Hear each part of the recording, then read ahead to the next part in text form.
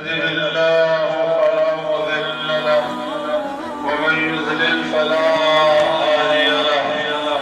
وأشهد أن لا إله إلا الله وحده لا شريك له وأشهد أن محمدا عبده ورسوله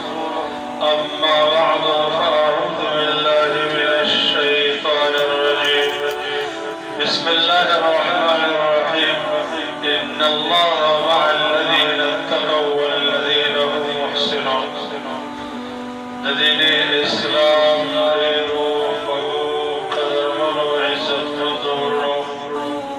اللہ رب العالمین لاکھ لاکھ شکر باید ادا کچے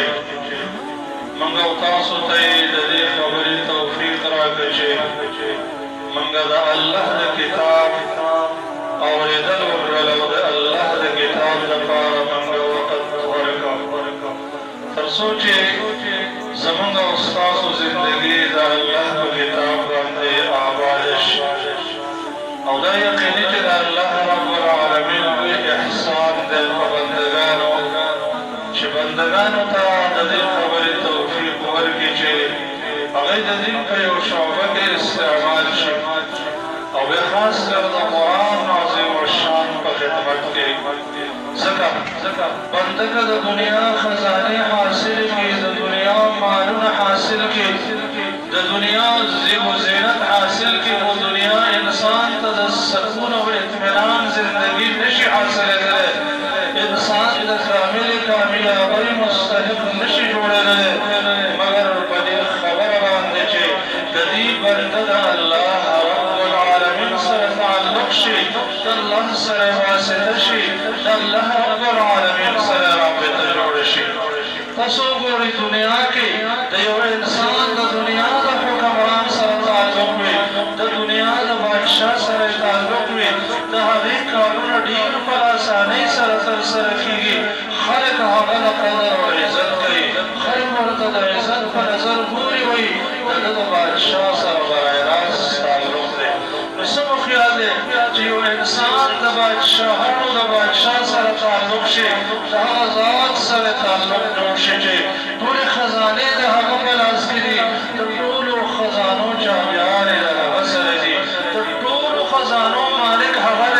عزت و ذلت دا حق پلاس کی دی فقر و غناوت دا حق پلاس کی دی حیاء و بی عزتی دا حق پلاس و دا حق قدرت کی دا دی سر تعلق جوڑوں کے انسانات یقینا کو حقیقی کامیاب دی دلوی سکون و اطمینان خواندان دی زمان قدر من و عزت من و سوال و اصدار ازجی رب العالمین سر و تعلق سر بجوشی دا اللہ رب العالمین سر یو تعلق وهم دی کتاب باندی جوڑی گی کم کتاب چتا سو دا ابتدانا شروع کرو او هو الناس مائدہ اختتاب رالے ذکر قرآن عظیم الشان دا رب العالمین او دا بندگان و ترمابین او بہترین رابطہ دا نبی صلی اللہ علیہ وآلہ وسلم فرمائے اوچے الابشروا الستم تشہدون ان لا الہ الا اللہ اے ملگرو تاسو زیر حاصل کئی ذکر تاسو لا الہ الا اللہ گواہی کوئی او یائی او فرمائے وہذا القرآن سبب طرفه بید اللہ وطرفه بعیدیکم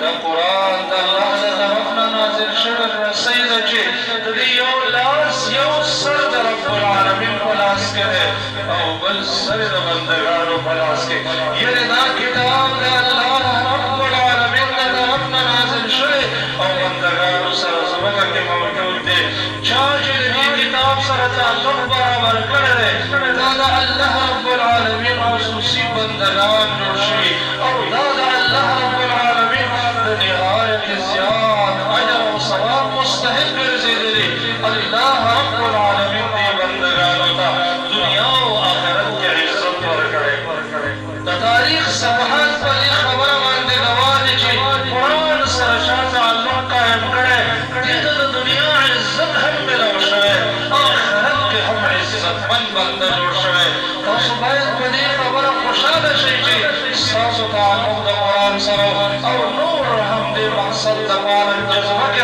چې موږ باید د قرآن سره نور هم تعلق برابر کړو تر څو دنیا کې هم عزتمن شو او آخرت کې هم د عزت خاوندان شو. یو ځل عمر بن الخطاب رضی الله تعالی عنه د مکې ګورنر سره د عثمان په علاقه کې ملاقات وشو. عمر بن الخطاب رضی الله تعالی عنه دې پوښتنه وکړه چې کله تا مکې نه راوتلی د مکې خلکو باندې تا ګورنر څوک پرېښودو؟ هغه ورته جواب وکړه چې ما ابن ابزا په هغوی باندې ګورنر پرېښودو. عمر بن الخطاب رضی الله عنه پوښتنه وکړه چې ابن ابزا څوک دی؟ هغې ویل دا یو غلام آزاد شوی دی، نن ما د مکې ګورنر پرېښودو. عمر صاحب د دې خبرې نه تعجب وکړ چې د مکې په سردارانو دا یو غلام آزاد کرده شو، دا غلام نو څنګه ګورنر پرېښودو؟ ولې؟ هغې جواب وکړ چې دا د الله د کتاب قاري دی او دا په علم المیراث باندې پوهه دی. په دې وجه باندې ما د مکې ګورنر کړو چې دا په قرآن باندې خبرې ده او قرآن قاري دی. هغه ته د محمد رسول الله صلی الله علیه وسلم ارشاد ریاد شو او وی فرمایل چې نبی صلی الله علیه و آله وسلم رښتیا ویل دي چې ان الله يرفع بهذا الكتاب اقواما ويذر به آخرين. الله د دې قرآن په وجه باندې قومونو ته عزت ورکوي او چا چې قرآن شاته غورځولی قرآن سره تعلق نه دی قایم کړی دغه قوم ذلیل کېږي. ورونو قرآن سره چې چا تعلق پرېښی دی دغه انسان په درنو درنو مصیبتونو اوښتلی دی، یو دنیا کې او یو په آخرت کې. دنیا کې د ده د زندګۍ نه سکون او اطمینان ختم شوی، د ده زندګي تنګه، زندګي د پریشانۍ، زندګي د مشکلاتو او کړاولو. آخرت کې به د هغې انسان ړوند راپاڅېږي کوم چې قرآن عظیم الشان کې رب العالمین فرمایي ومن اعرض عن ذکري فإن له معیشة ضنکا. چا چې د قرآن نه اعراض وکړو د ده زندګي به تنګوي، قیامت کې به ړوند راپاڅېږي. دا به عرض وکړي ربي لم حشرتني اعمى وقد كنت بصيرا. یا الله ولې دې ړوند راپاڅوله؟ زه خو په دنیا کې بنا ومه. الله رب العالمین به ورته وفرمایي زما آیاتونه تا ته راغلي وو، تا زما آیاتونه شاته غورځولي وو، ته ځکه د الله رب العالمین د رحم او د الله رب العالمین د مرحمت نه هېر وګرځېدلې.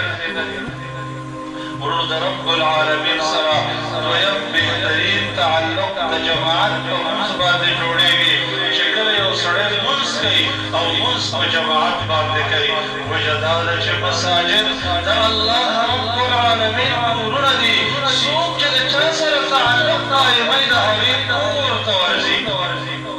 په دې بنیاد حدیث کې راځي نبي علیه السلام فرمایي څوک چې په کور کې اودس وکړي او مسجد ته راروان شي دا د الله زیارت او د الله ملاقات ته روان شو. دا د الله مېلمه دی او د کور مالک د مېلمه عزت کوي او بیا هغه رحیم کریم ذات چې هغه غیرتمند ذات، حیانات ذات، رحیم ذات، کریم ذات، هغه څومره عزت ستا کوي. حدیث کې د هغې عزت اندازه ښودل شوې ده. نبي کریم صلی الله علیه و آله وسلم فرمایي کله چې یو انسان خپل کور کې اودس وکړي مسجد ته راروان شوي الا تبشبش الله عز وجل کما یتبشبش اهل البیت بغائبه. کله چې یو انسان په کور کې اودس وکړي مسجد ته راځي رب العالمین دې انسان ته دومره خوشحالي او دومره خوشامدي کوي، دومره مینه ورکوي لکه یو انسان چې کور نه بهر وتلی او ډېره مده په سفر وي او دی به د سفر نه بېرته کور ته راروانېږي. د کور خلک څومره عزت کوي، ښکلې بستره هغې دپاره هواره کړي، ښکلې لباس راغوندي، د هغې دپاره ښکلی خوراک څښاک تیار کړي چې زموږ مسافر ورور را روان دی مېلمه د دې عزت پکار دی. کله چې یو انسان مسجد ته راځي رب العالمین د دغه انسان دومره عزت کوي، دومره قدر یې کوي، بلکې رب رب العالمین خپل محبوب ملائک د دغه بنده د دعا لپاره مشغول کړي دي. کله چې یو انسان د مصلی او مانځه په ځای کې وي، حدیث کې راځي وإن الملائکة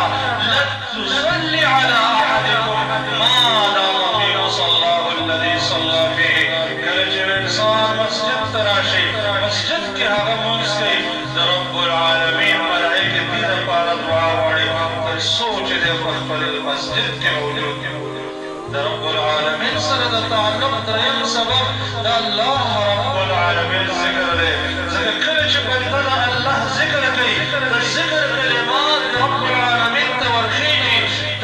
دا د ذکر کلمات د رب العالمین د عرش نه ډېر چاپېر تاویږي او هغه داسې ګڼار کوي لکه د شاته بچی د ګڼار په شا. دا ذاکر بنده رب العالمین ته د هغې تذکره کوي چې ستا بنده دی، داسې خواږه او بهترین کلمات هغوی په ژبه باندې راویستی. دې وجې نه قرآن نبي صلی الله علیه وآله وسلم فرمایي، بلکې قرآن کې الله فرمایي فاذکروني اذکرکم. ای زما بندګانو تاسو ما یاد کړئ، زه به تاسو یاد کړم. او الله رب العالمین فرمایي لئن ذکرني في نفسي ذکرته في نفسي ولئن ذکرني في ملأ ذکرته في ملأ خیر منه. که دا بنده ما یوازې یاد کړي، د خپل نفس سره مې یاد کړي، زه یم یوازې د خپل نفس سره یاد کړم. که بنده زما ذکر په مجلس کې وکړي، زه د دې انسان ذکر په ملأ اعلی د ملایکو کې کوم، ډېر بهترین مجلس کې زه د دې ذکر کوم. نبی صلی الله علیه وآله وسلم د ذکر په باره کې فرمایي الا ادلکم بخیر اعمالکم وأرضاها عند مليككم وأزكاها وأرضاها عند مليككم وخير لكم من إنفاق الذهب والورق وخير لكم من أن تلقوا عدوكم فتضربون رقابكم ويضربون رقابهم ستاسو ته داسې یو عمل نه درښیم چې دا عمل په ټولو عملونو کې غوره عمل وي. دا یو داسې عمل وي چې هغه ستاسو تزکیه او صفایي کوي. داسې عمل وي چې د رب العالمین په وړاندې د ټولو عملونو نه بهتر وي، د سرو زرو سپینو زرو خرچه کولو نه بهتر وي، بلکې د دې نه هم بهتر وي چې تاسو د الله په لاره کې د دشمن سره ملاقات وکړئ. تاسو د هغې سړه ته ووایئ، هغې ستاسو زړونه د دې نه هم بهتر عبادت درته نه درکوي. صحابه کرامو وفرمایل ولې نه یا رسول الله، دا خو راته راوښایه. هغه وفرمایل د رب العالمین ذکر هغه دغسې بهترین عبادت دی چې د ټولو عباداتو نه بهتر دی. په دې بنیاد باندې ذاکر بنده، د الله ذکر کوونکی بنده، د الله خصوصي بنده دی چې رب العالمین د دې تذکره کوي. ورونو د رب العالمین سره یو ښکلی د تعلق سبب او ښکلی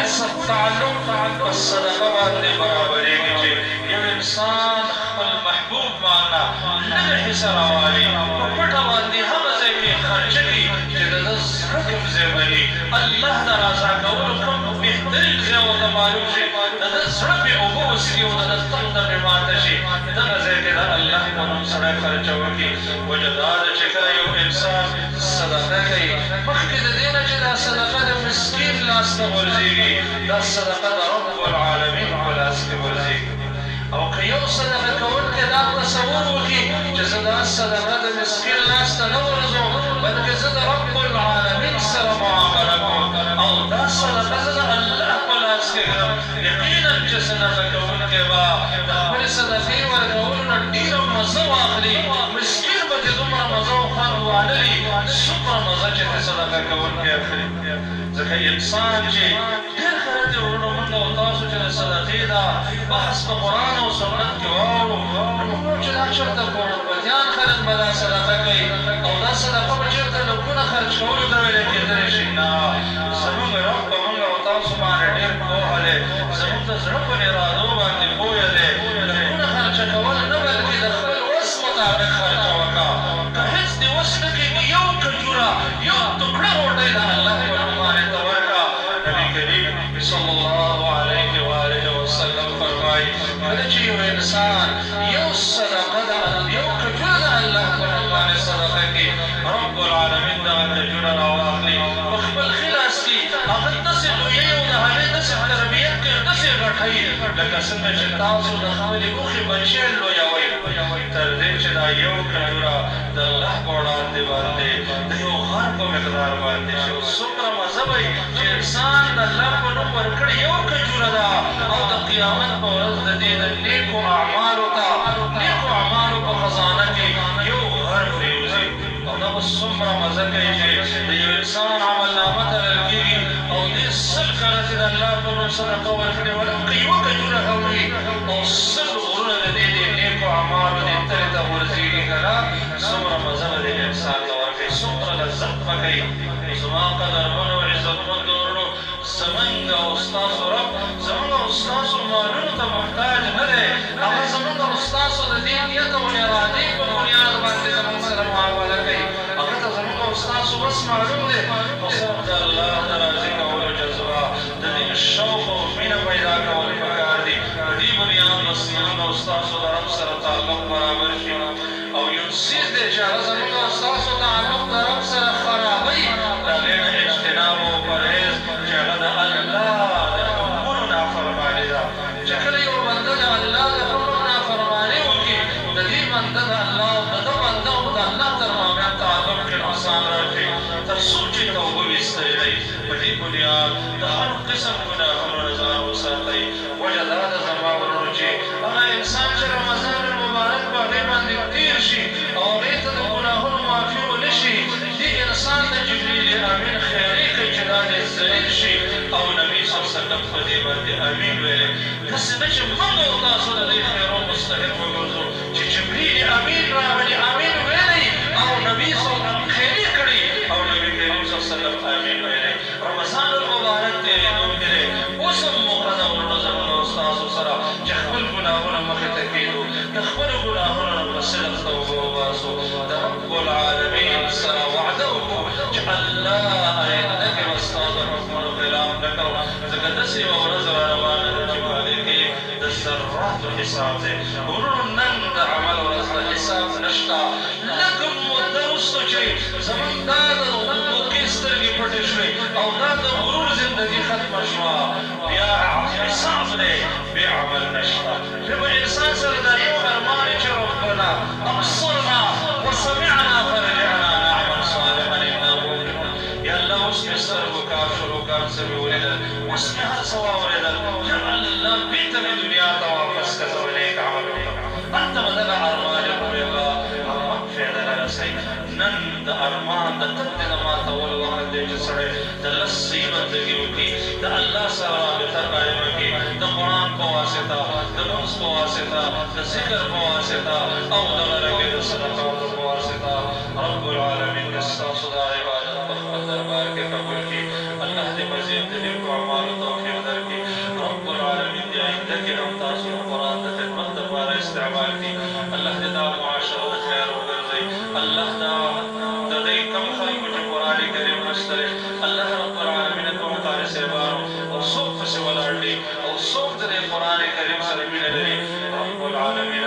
باندې د خپلو رحمتونو نعمتونو برکتونو باران وکړه الله د آفتونو مصیبتونو مشکلاتو کړاوونو نه محفوظ کړه الله بیماریانو ته شفا ورکړه اله العالمین جیلیان د جیلونو نه رها کړه الله د هر قسم فتنو نه مو وساته رب العالمین د جنت وسیله لار ورار کړه اله العالمین د جهنم نه محفوظ کړه او په وقت د تذکر رب العالمین اخرانك لا تذكر ونسك لا اله الا الله محمد رسول الله سبحانك اللهم